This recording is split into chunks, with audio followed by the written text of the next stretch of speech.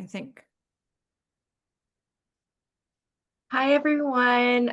Welcome to Tummy Time and Beyond, the importance of early movement with Dr. Brenda. Um, this is a weekly series starting today, October 7th through November 4th, and we will be connecting online 7:30 to 8:30 p.m. on Tuesdays, and this is a completely free series.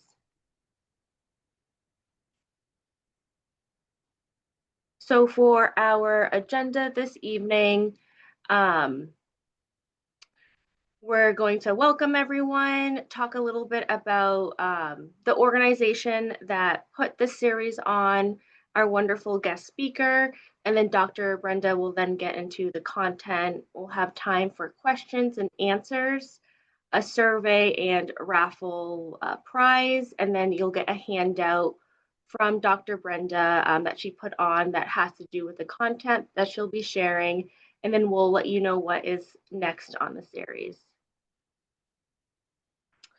So for the organization that has put this on, we are Smart Start. We're an early childhood coalition based out of Greater Nashua in New Hampshire. And our whole motto is working together to ensure that every child has the best possible start to life. So we love to partner with different community members, different organizations to support families and our young children. Some of the key highlights are free postpartum groups at different Greater Nashua libraries. We have an annual community baby shower. We have welcome baby bags that we give out that are free. And then we support different um, parent groups. And one that we're heavily involved with is Nashua Family Network. And they host free play groups twice a month. They're currently planning a job fair, so that's a parent-led group. And now for Dr. Brenda. So she is a PT, DBT, CBS, doctor of physical therapy, and certified breastfeeding specialist with over 16 years working with infants and toddlers. She has worked in a variety of settings, including hospitals, schools, and patients' homes. Dr. Brenda is an adjunct faculty member at Tufts University and Franklin Pierce University. She's a mother of two preteen girls and can be found exploring the mountains and lakes of New Hampshire. And I'll turn it over to you, Dr. Brenda. Thank you. Good evening. I'm very excited to be here and honored to be asked to be part of this awesome series. I love talking about tummy time, so I'll try to keep it on the shorter side, but it's just a very exciting time. It's one of baby's first milestones, but it's not the end all be all. So I will talk about tummy time because I'm the kind of person that loves to know the why behind why I'm being asked to do things. I'm the first to Google something and I always want to know and understand. So hopefully by the end of tonight, you'll have a good understanding about why tummy time is important, but then also a lot of great other ways for how to play. So I have my agenda too on the next slide. And that is to just introduce myself a little bit more, add a little bit. Oh, wait, I forgot. I did this. Tummy time today, milestones tomorrow. So it's kind of the start to all the milestones. It's building the base for baby. It starts strength and it really changes the way that they start to interact with the environment. And it really is important. And when I say tummy time today, it can mean day one. Like tummy time can start immediately. Oftentimes that's a question that comes up. All right, so now on to the agenda. All right, so I'm going to add a few things about myself in my hello. We'll talk about why tummy time is important. Also, we're going to set the expectations for what is appropriate for your baby. So I run workshop classes that I'll talk about, but one of my favorite things about those workshops is that we can see a baby at 1 month and we can also see a baby at 4 months and make a big comparison so that you have a good idea as to what to expect for your baby. So if you're putting your baby on your belly, maybe they're doing a great job, but you just don't know it. That's the thing I love to share in my groups and with families so that they can have a better understanding of what's expected. Of course, we'll talk about how to make tummy time easier. I'm going to talk also about what else is important because tummy time, though I get excited about it, is not the end all be all. There's plenty of other things we can be working on. and why movement is magic. So I get the most excited about moving babies around. They're a lot more resilient than a lot of us think. We'll talk about that as well. And expectations for baby in their first year. So basically, like when would we expect them to achieve certain skills in that first amazing year where they go from doing nothing to almost walking. So, and we'll talk a little about a little bit about how you can get in touch with me. All right. So yeah, I've worked my whole career with babies mostly. A few stints with a few stints with some on the further end of the age spectrum. So I ignore the middle. I've seen I've worked with some mostly babies my entire career, and then a few I worked in geriatrics for a short period of time. I I'm kind of holding on to that 15, 16 year mark, but I realized it's really 17. So the years just keep flying by. And I've been an infant and toddler physical therapist for most of my career. Before I decided to start Playful Progress, my own practice in about 2 years ago, I spent 11 years working in early supports and services or early intervention in the Manchester region. It really gave me a chance to get into families' homes. That's where all of the services take place. And I really, really love seeing babies at home just because that's where all of your things are. I can make recommendations that you can actually carry through because I'm doing them with things that you have in your home. I can say, this is not appropriate for a baby or this is appropriate for a baby. So it really is my favorite place to see babies. I have completed way too much training. I need to stop, but I'm really kind of addicted to learning more and more about like the magic of babies and how much they learn and absorb in their first year. I consider myself a specialist in regards to torticollis, plagiocephaly, and tethered oral ties or tongue ties. There's a big connection between this whole movement is magic and sometimes lack of movement is not magic. So if there's difficulties that your baby's having, oftentimes getting them moving is the solution. I currently provide individualized physical therapy services for infants and toddlers in the southern New Hampshire area. I operate out of Bedford. I actually just signed a lease for clinic space in Bedford, so you guys are the first to know, but I'll be announcing more of those details soon. Go ahead. We can move along.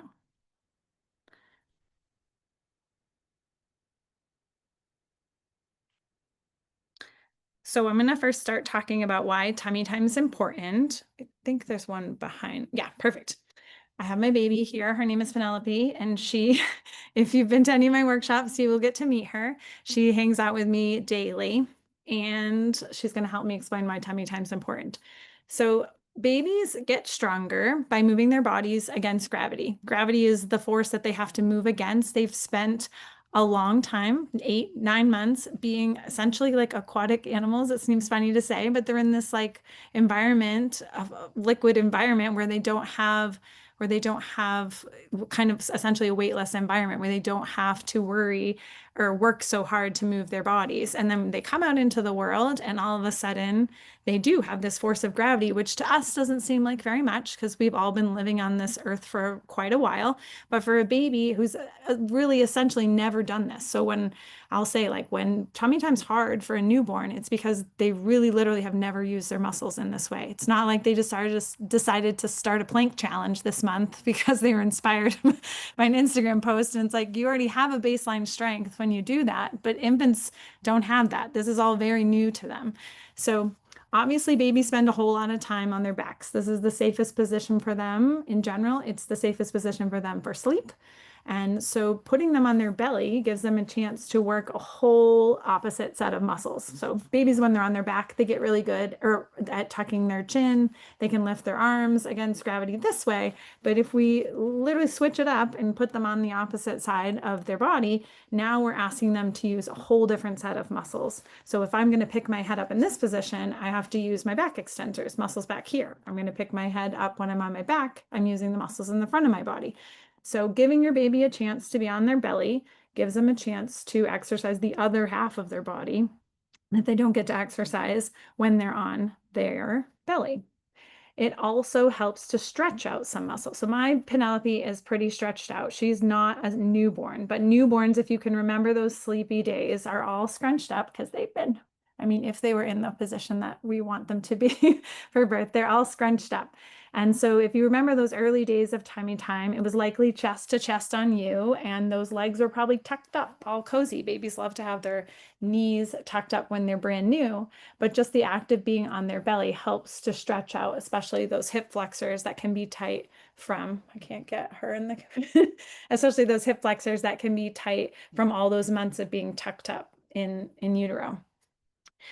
Also, it helps in reflex integration because we're moving their position. Any movement's going to help with that. It helps with sensory development because it's just a whole new experience for them. They're getting pressure on their body in a new way. They have to look up at the world in a new way. And in that sense, it also builds coordination between eyes and body. And it really is the basis for the future milestones. So before anything, babies have to build strength on their belly so that they can learn to lift this head that is so unfairly proportioned, so much bigger on their body. And so it's a very important start to their motor milestone career. So let's talk about what to expect.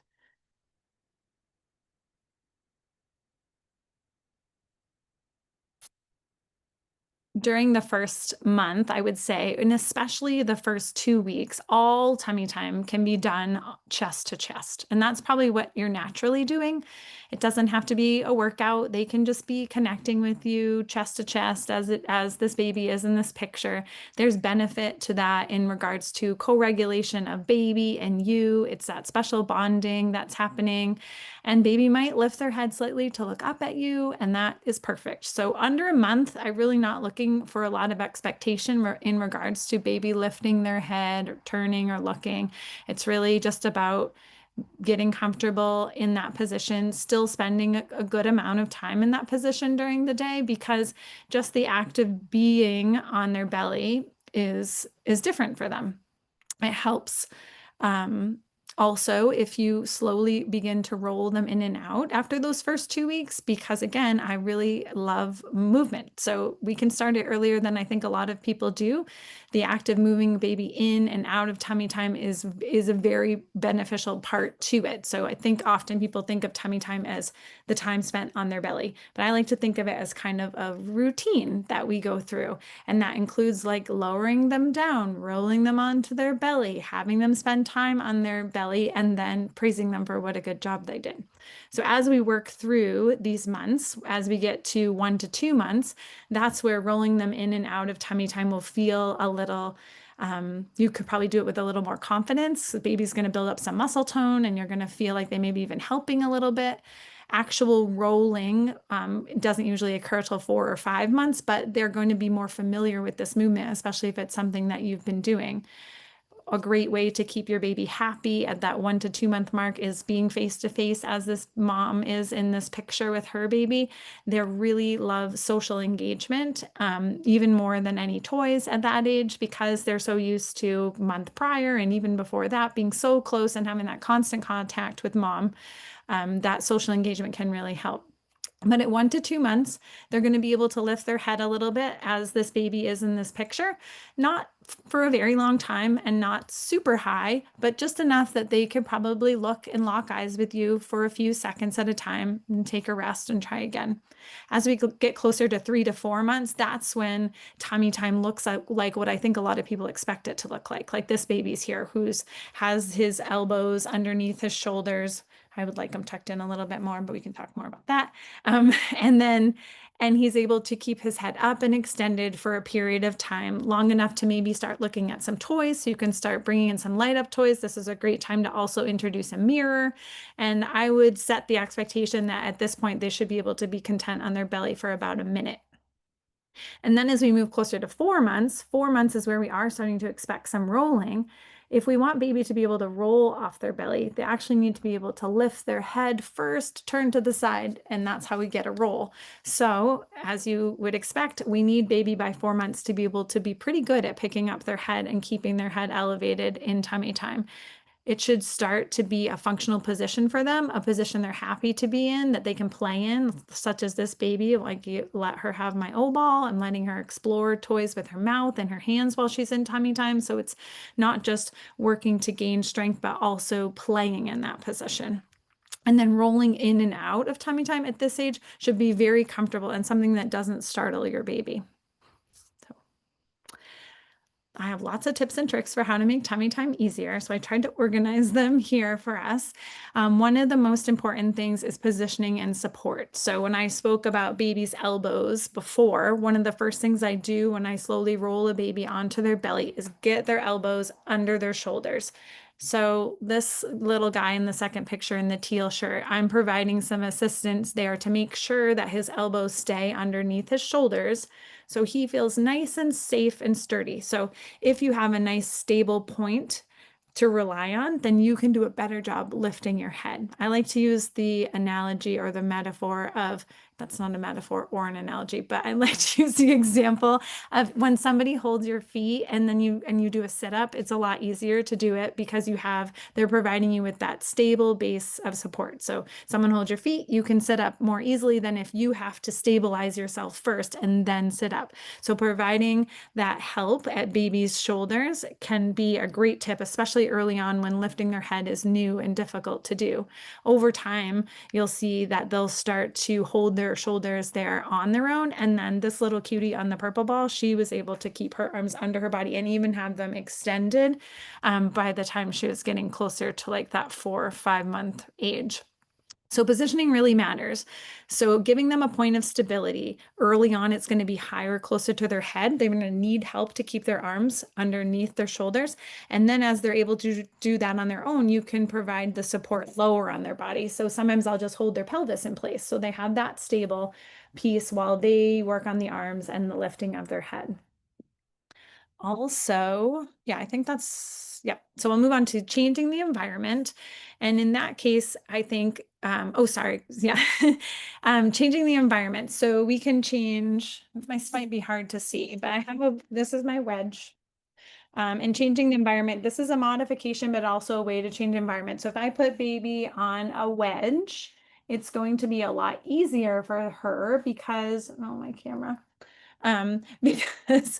Because her shoulders are higher than her hips. So it's similar to if we go back to the plank challenge, like if I was going to really start that, I'm going to give myself a modification to start because I'm not routinely doing planks. And it's a lot harder to be parallel to the floor where gravity is working against my body, right? Completely in the biggest way versus allowing myself to have my hands up on the couch, or in the case of this baby, putting them up on a higher surface.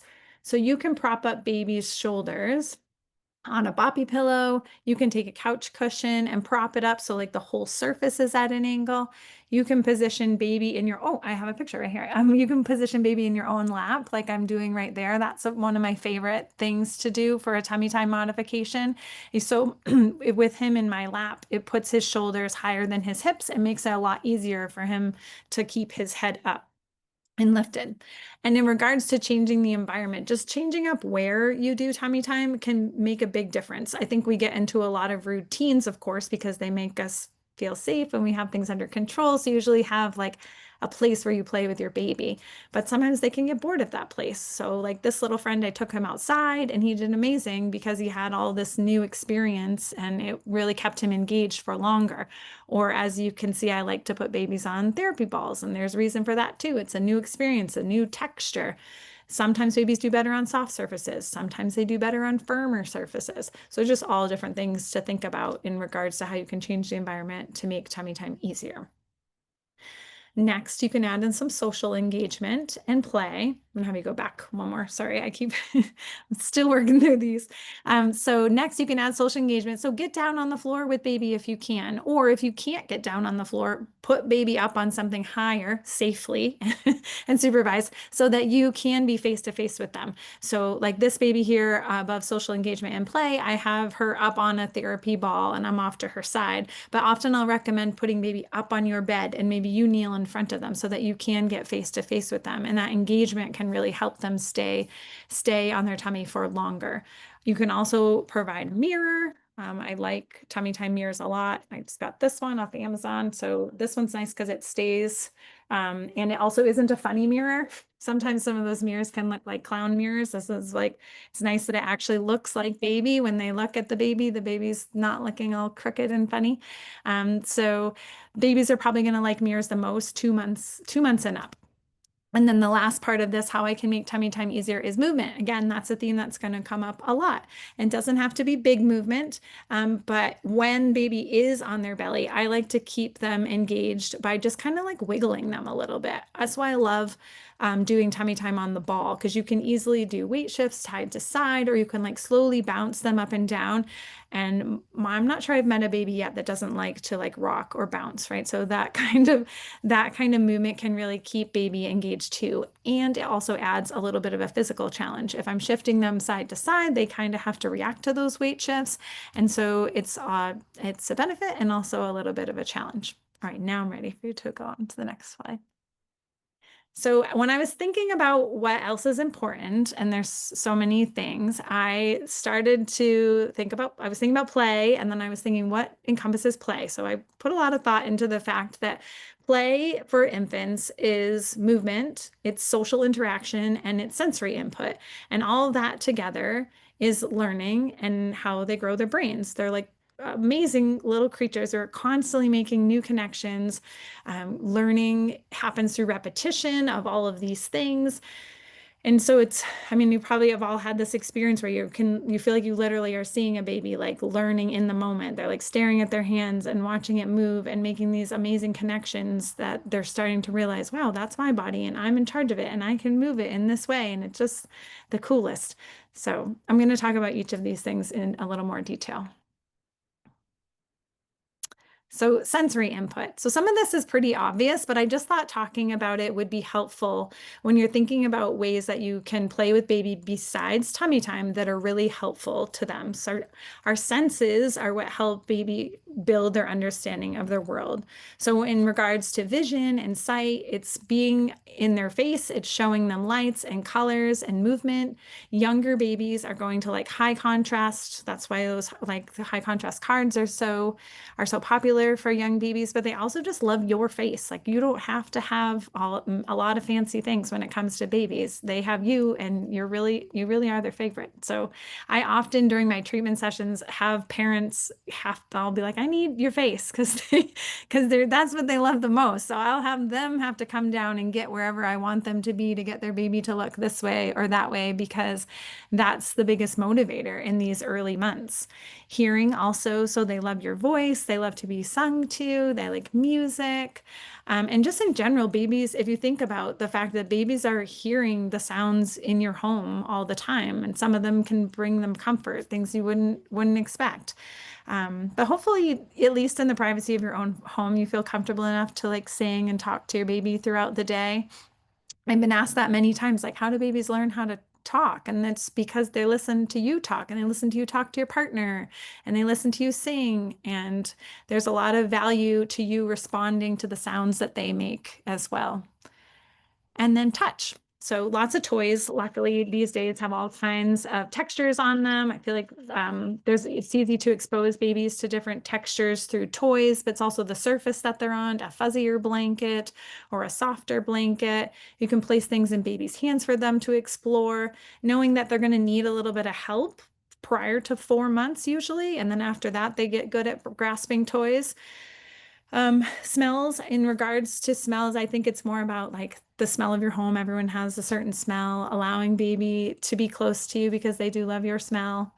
And taste. And so early food exploration is going to happen on the further end of kind of what I'm talking about today. But mouthing toys, I think, is something that you can use to motivate babies, especially if they're 4 months. I'd say about around 3 months, babies start to get really interested in their mouth. They're putting their hands in their mouth. They're putting every toy in their mouth. And it's because the mouth is full of sensory receptors. So they really learn a lot about their environment through mouthing toys. So it's not something that you need to discourage. It'd be something to encourage as long as it's the right thing to be mouthing.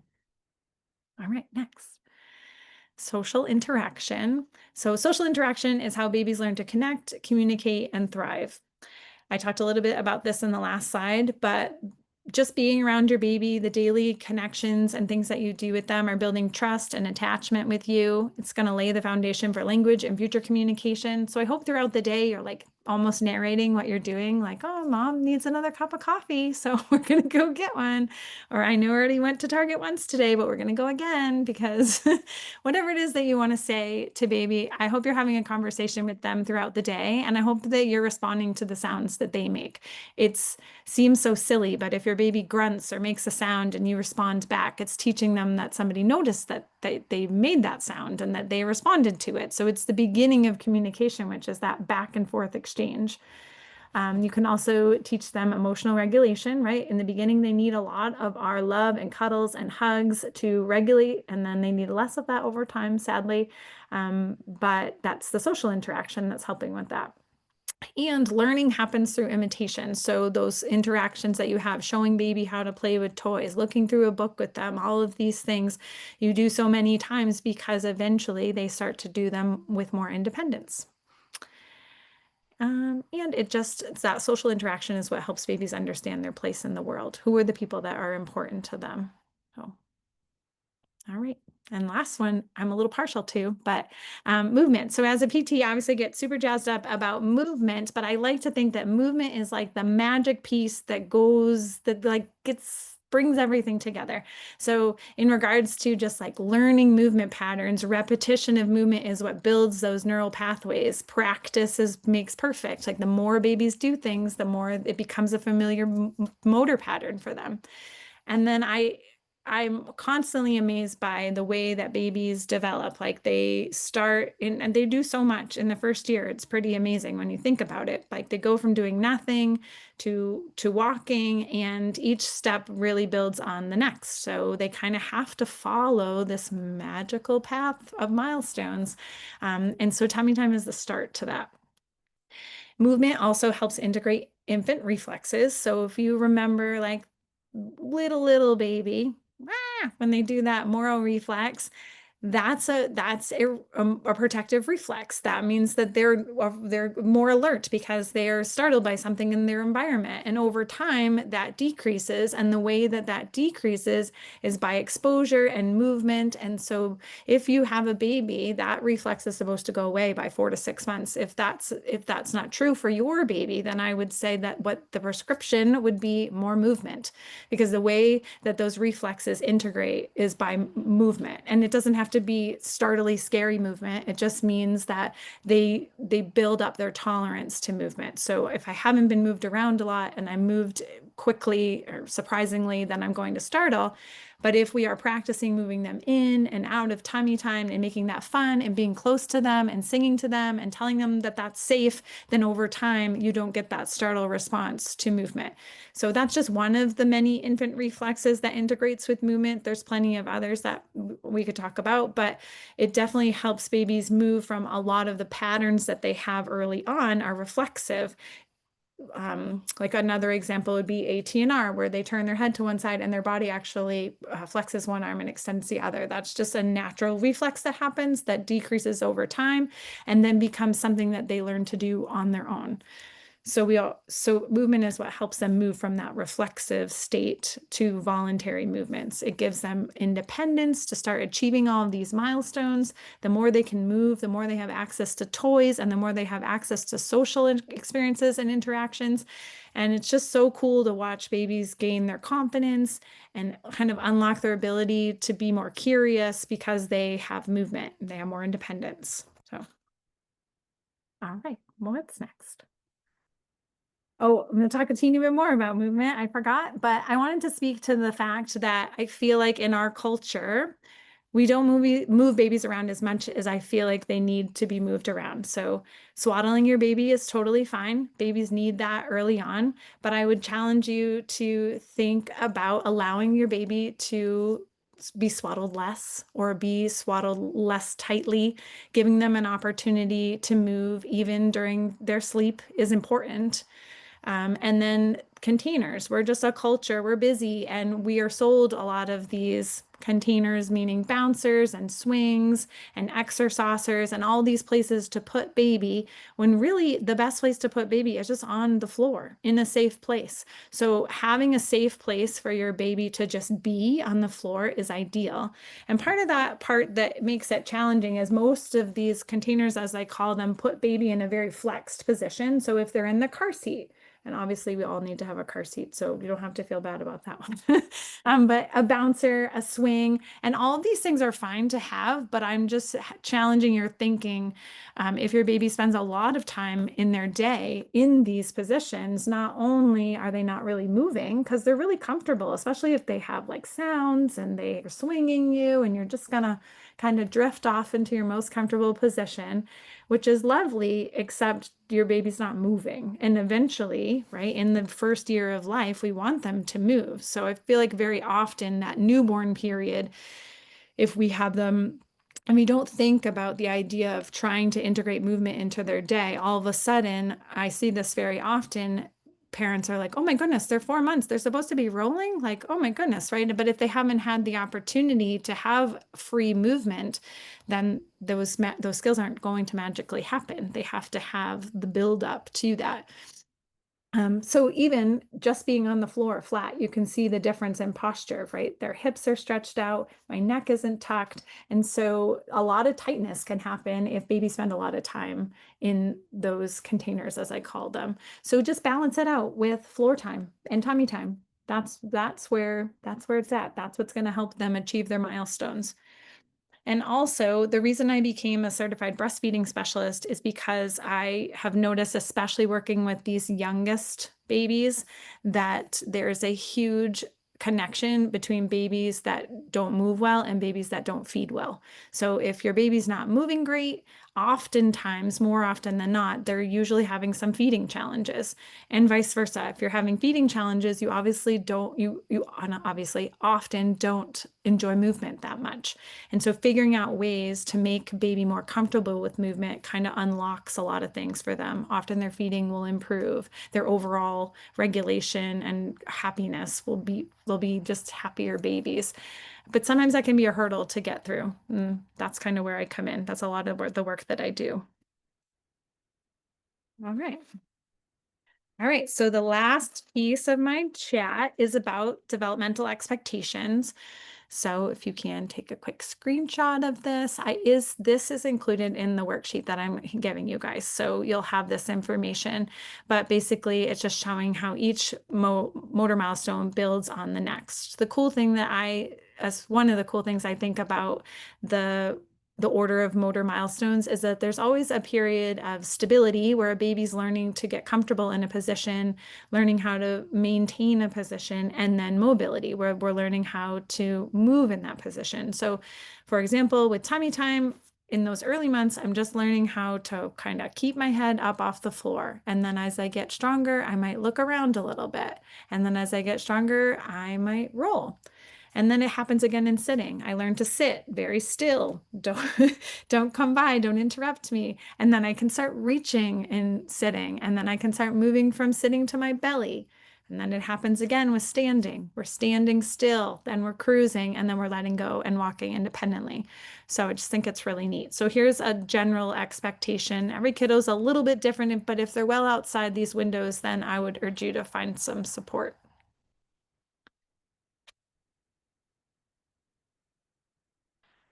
All right, so these are all the ways that you can get in contact with me if you want. I do love getting messages from people, so feel free to reach out with questions at any point. For some reason, people think I have a mailbox full of questions, but I don't. So I'm happy to accept your question anytime. You can go to my website, playfulprogressnh.com. You can email me, you can text me. You can also come to my motor workshops, which happen at Wellness Village, New Hampshire, in Manchester on Monday mornings. That's what this picture is.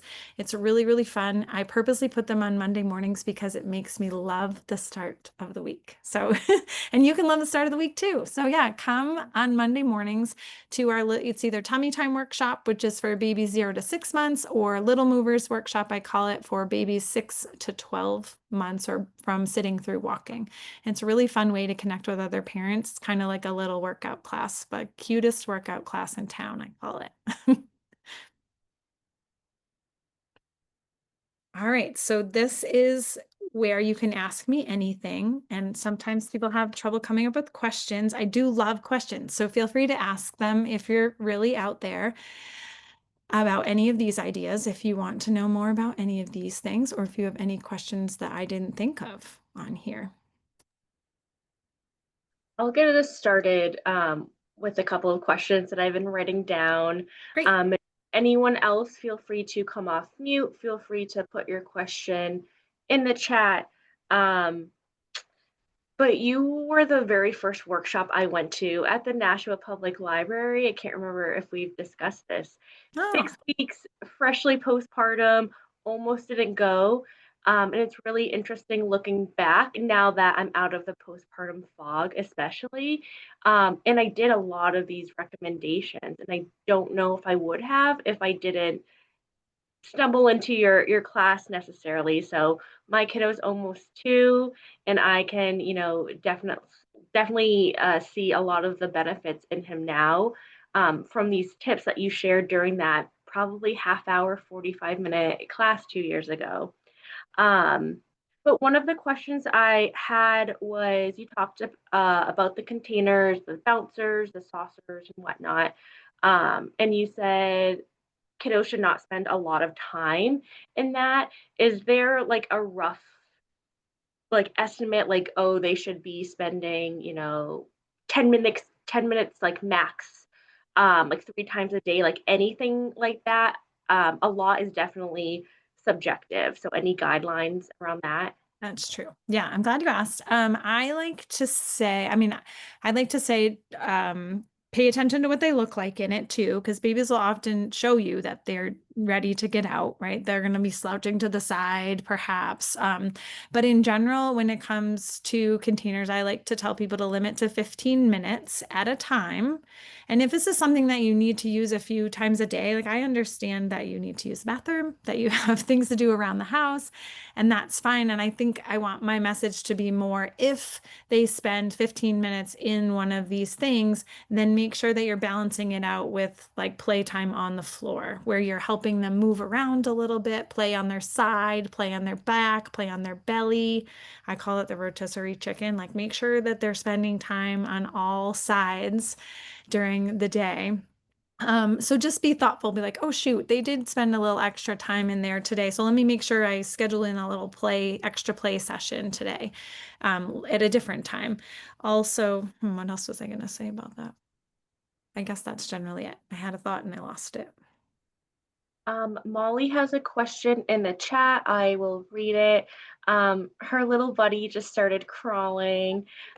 She's noticed that he isn't advancing both legs equally, almost crawling like a lunge.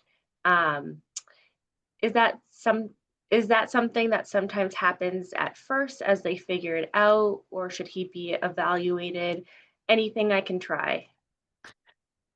So without seeing it, it's a little hard to tell, but if it's asymmetrical, then usually I do, meaning that they're using one side of their body a lot more than the other side.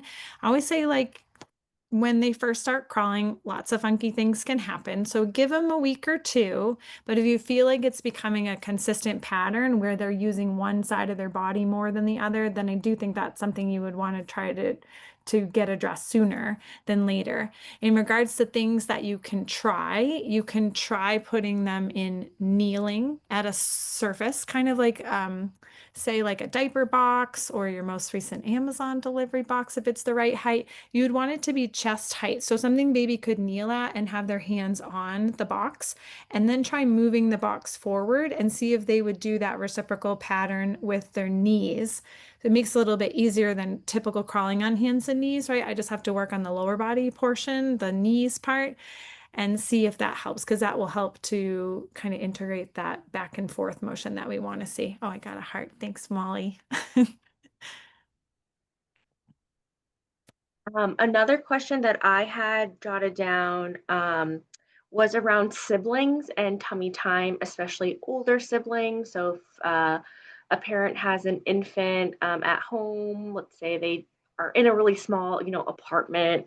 And I think I can attest during the postpartum brain, you're not always as creative as you Mhm. can be and as sharp sometimes.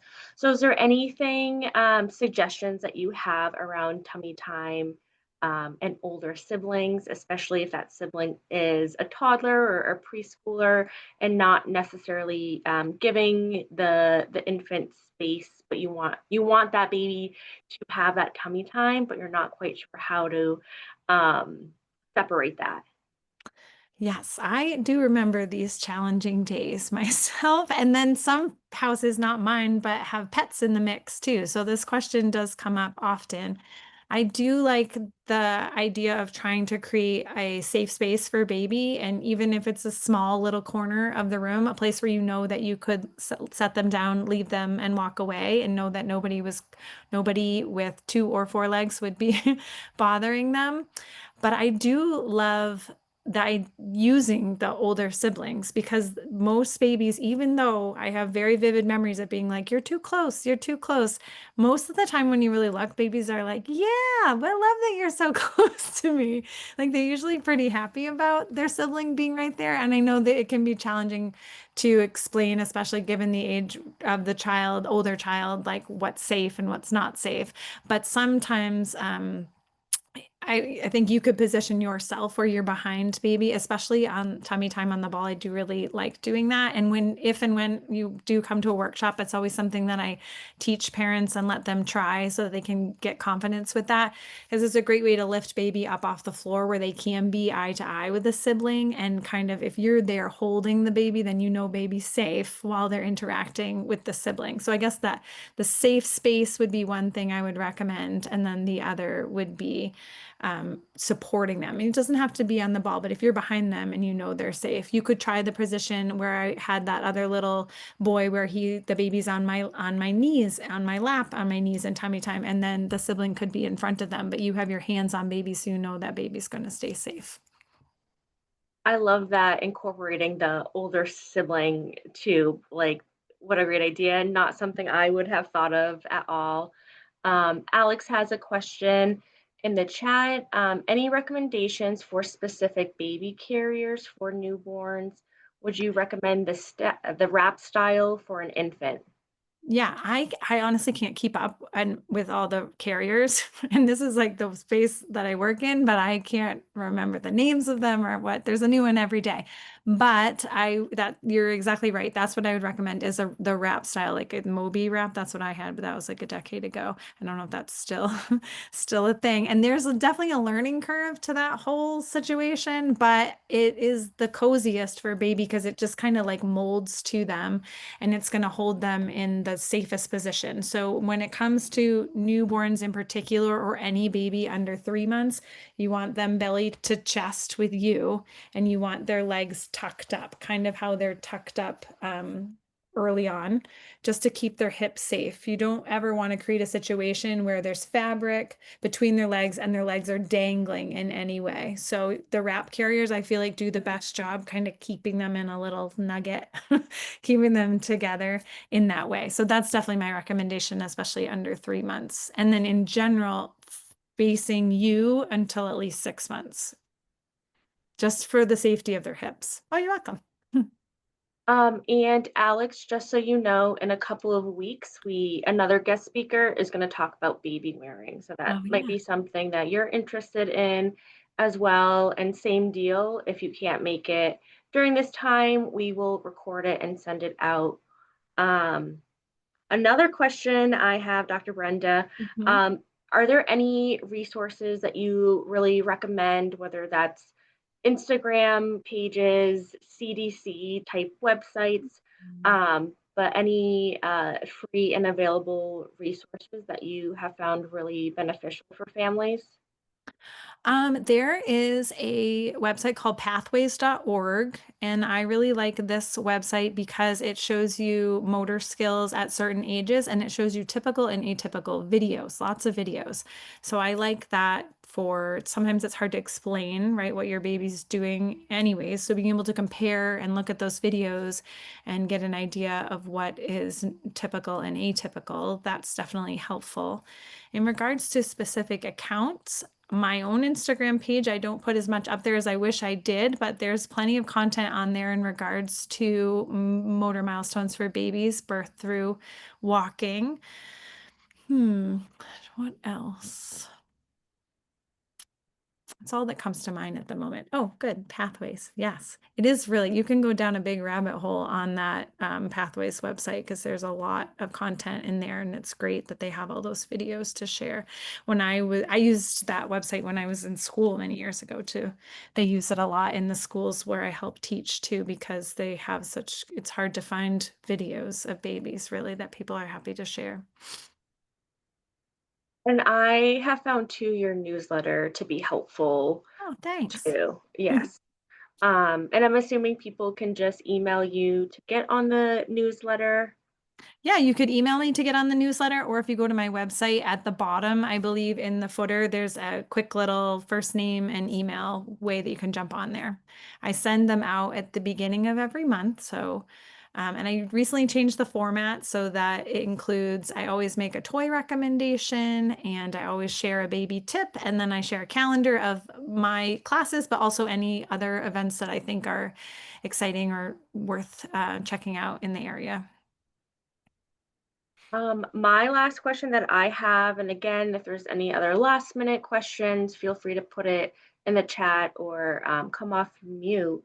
Um, but what would you tell a parent that may be too milestone heavy in the sense of, okay, my kiddo is supposed to be rolling at 4 months.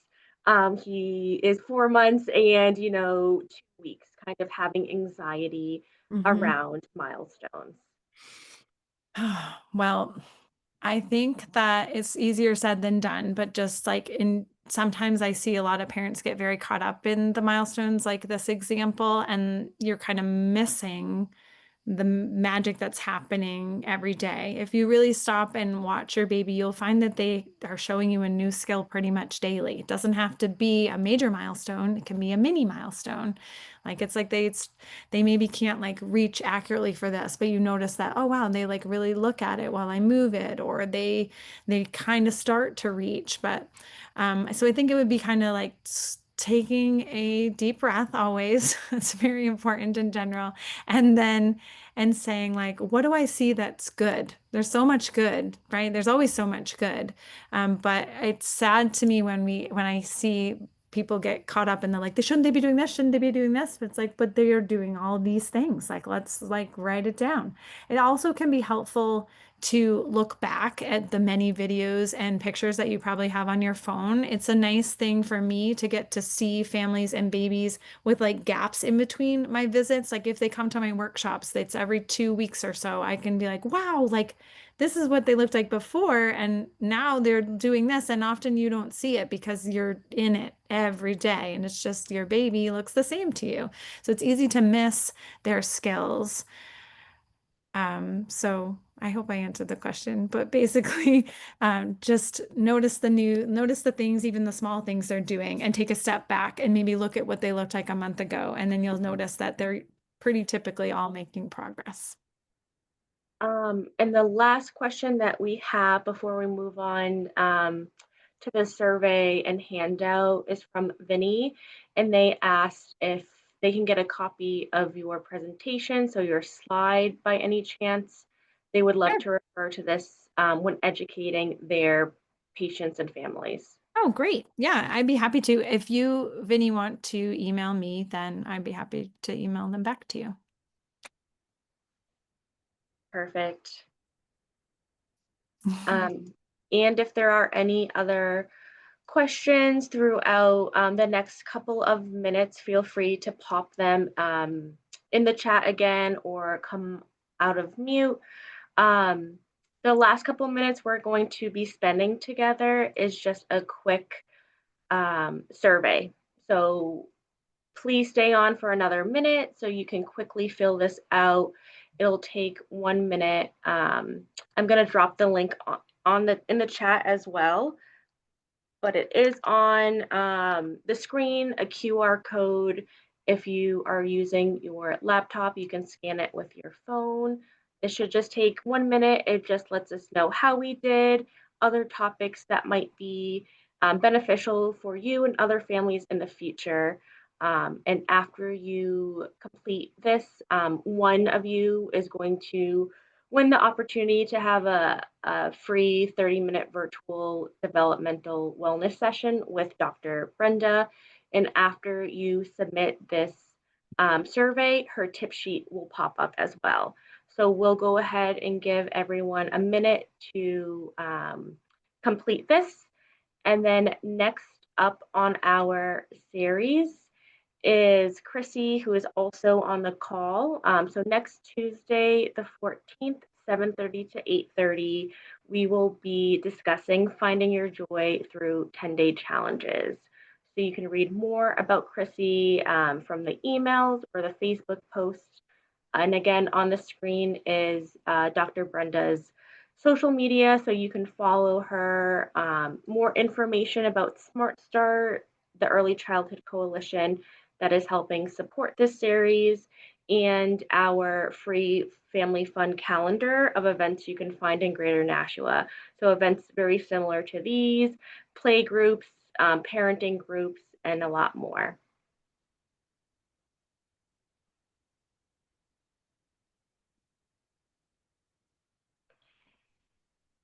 Thank you again, Dr. Brenda. I'm like having a big reflection moment because my kiddo just turned 2.